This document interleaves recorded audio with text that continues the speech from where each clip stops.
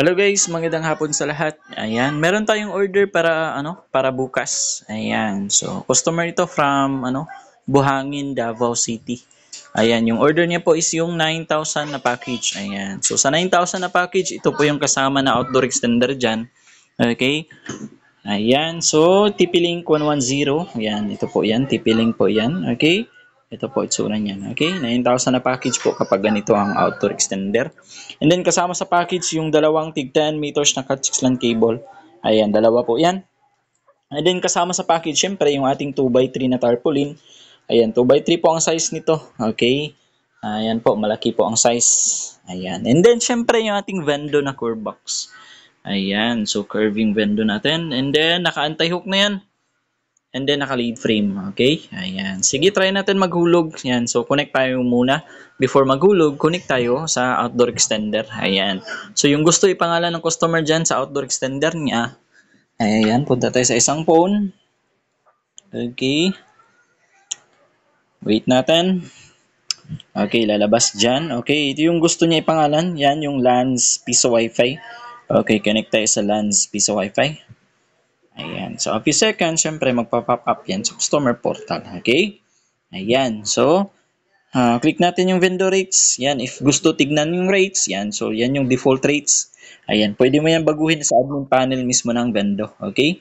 Ayan. And may tutorial ako kung paano yan baguhin. Ayan. So, hulog tayo ng coins. Ayan. Meron tayong mga bago at saka lumang coins dito. Ayan. Syempre, yung vendor tumatanggap na yan ng 20 peso coin. Sige. Hulog na tayo. Click natin yung insert coin button. Be sure to click po muna yung insert coin. Okay? Ayan. Pag-click nyo po, may lalabas po na timer. Okay. Hulog ako ng 20 peso coin. Ayan. Tapos yung 10 peso coin na bago. Okay. And then yung 10 peso coin na luma. Okay, yung bagong 5 peso coin na circle. And then yung bagong 5 peso coin na nonagon. Okay, tapos yung lumang 5 peso coin. And then yung dalawang bago at saka lumang piso coin. Ayan. Ayan, and then ayan. Okay, tama yung pagbasa ng coin slot. Click natin yung done kapag wala na ihulog na coins. Click ko lang yung done. Wait lang. Ayan.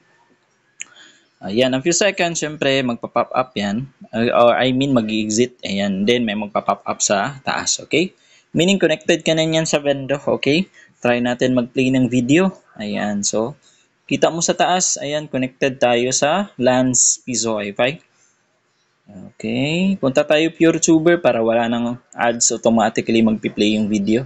Ayan, connected tayo sa taas, okay? Ayan, so, wait natin. Hanap tayo ng video. Reload natin. Okay, refresh.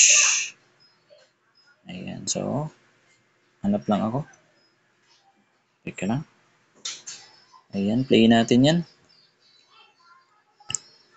Ayan, so disclaimer lang po, yung Vendo po, nagdidepende lang po yan sa internet connection nyo. Kapag mahina po yung internet connection nyo, syempre mahina din yung Vendo. Okay, kagaya yan. So, medyo matagal mag-load kasi mahina yung internet connection ko. Ayan. Ayan. So, nag-play yung video dyan. Makita mo sa taas, connected tayo sa LANs Piso Wi-Fi. Okay, click ulit tayo niyan ng isang video. Ayan. Wait natin a few seconds. Okay, kapag malakas yung internet connection mo, siyempre yung pag-load ng video, mabilis. Yan. Ayan.